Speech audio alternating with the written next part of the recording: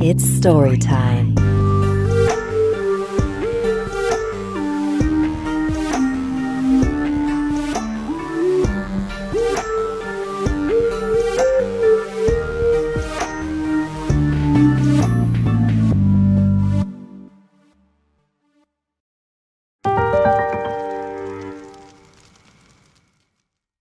Paula and Esme decided to take a break from the rest of their family on their vacation, so they wandered around the park until they stumbled upon the opening to a cave.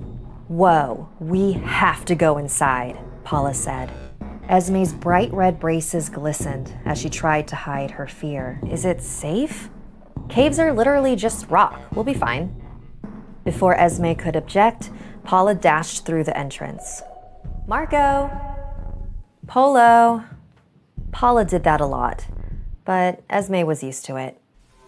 Armed with nothing more than their cell phones, they made their way into the cave. It was incredibly spacious inside. Every step they took echoed around them.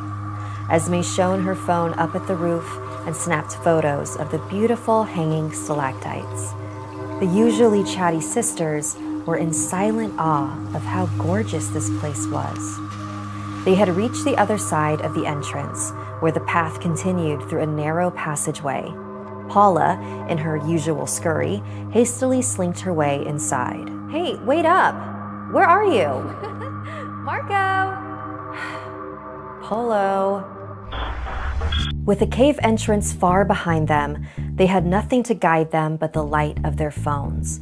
As they scanned the walls of the cave, their light fell upon a section of paintings.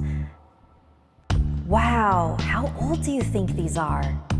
"At least 10,000 years. Aren't you glad you didn't chicken out? Come on, let me take your picture."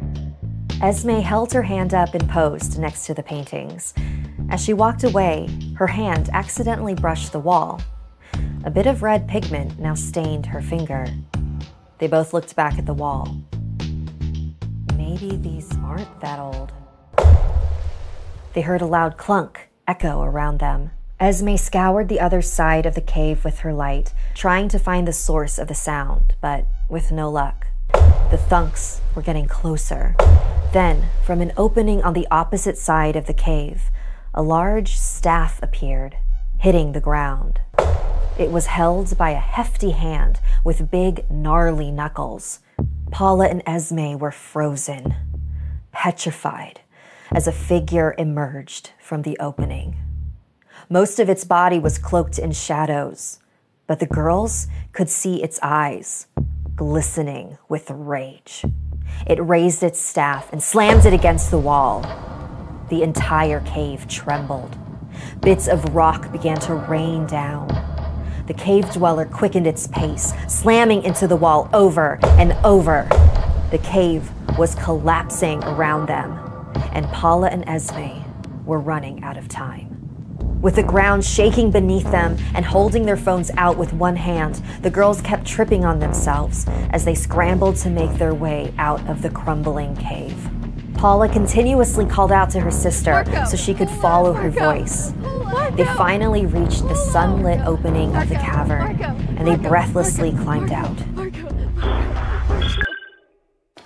The adrenaline coursing through Paula's veins pushed her to keep running. She didn't stop until she tumbled into a dip in the ground. After she caught her breath, she stood up and looked back. "Marco?" There was no sign of Esme. Paula sprinted back towards the cave entrance. She could not comprehend what she saw next. At the opening of the cave was now a large sign with tour times and prices.